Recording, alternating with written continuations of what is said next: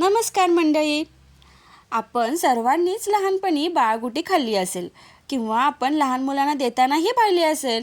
पण आपल्याला माहीत आहे का बाळगुटीमध्ये कोणत्या औषधी वनस्पतींचा समावेश असतो आणि त्याचे फायदे काय काय आहेत?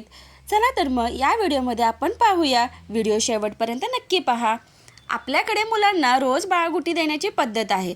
बाळाची प्रतिकारशक्ती उत्तम राखण्यासाठी, पचनशक्ती सुधारून अनेक आजारांवर, शारीरिक तक्रारींवर घरीच उपाय करण्यासाठी व बाळाची शारीरिक व मानसिक वाढ व्यवस्थित होण्यासाठी पूर्वापार चालत आलेली अशी ही घरगुती चिकित्सा पद्धती आहे.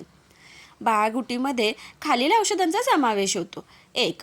मुरुड शेंग ही एक पोटातील मुरडा कमी करणारी, कृमी कमी करणारी वनस्पती आहे.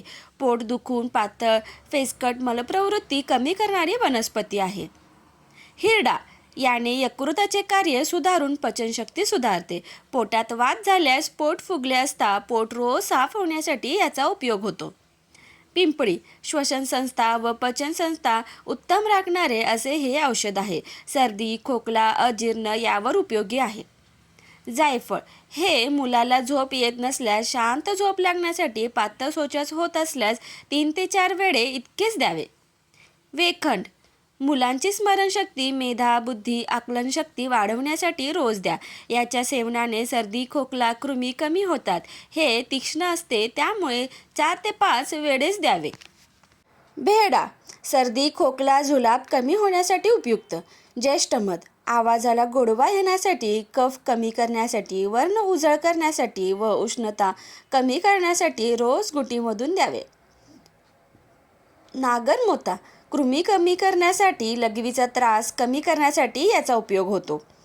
काकतशिंगी उचकी, सर्दी, खोकला, उलटी, जुलाब, ताप, दात येत असताना होणारा त्रास कमी करण्यासाठी रोज गुटीमधून द्यावे. हळकुंड रक्तशुद्धी करण्यासाठी, कफ, सर्दी, ताप, खोकला कमी करण्यासाठी व वर्ण उजळ करण्यासाठी व जंत कमी करण्यासाठी रोज देतात.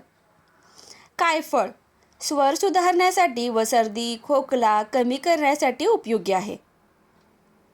मायफळ उलटी, जुलाब कमी करण्यासाठी रोज द्यावे. सागरगोटे जंत कमी करण्यासाठी, पोट फुगणे, दुखणे कमी करण्यासाठी रोज द्यावे. डिकेमाली दात येत असताना होणारे सर्व त्रास कमी करण्यासाठी देतात. वावडिंग उत्तम कृमीनाशक व बाळाची सर्वांगीण वाढ व्यवस्थित करण्यासाठी, म्हणजे पचन सुधारणे, रक्त शुद्ध करणे यासाठी रोज देतात. सुंठ पोट दुखणे, सर्दी, ताप, खोकला, डोकेदुखी, जुलाब, उलटी कमी करण्यासाठी रोज द्या. बदाम पौष्टिक व बुद्धिवर्धक म्हणून रोज द्या. खारीक शरीराची ताकद वाढवण्यासाठी, हाडे बळकट करण्यासाठी पोषक म्हणून रोज द्या.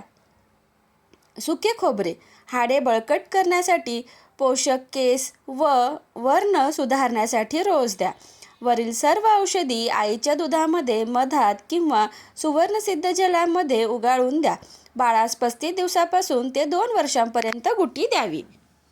रोज सहान व सर्व औषधी स्वच्छ उकळलेल्या पाण्यामध्ये धुवून चांगल्या स्वच्छ पांढऱ्या सुती कपड्याने पुसून ठेवा. गुटी तयार करण्याआधी आपले हात स्वच्छ साबणाने धुवा. गुटी देण्याची वेळ शक्यतो एकच ठेवा. बाळाचे आरोग्य उत्तम राखण्यासाठी व बाळाच्या सर्वांगीण विकासासाठी बाळाला रोज गुटी द्यावी. डॉक्टरांच्या सल्ल्याने गुटी द्यायला सुरुवात करावी.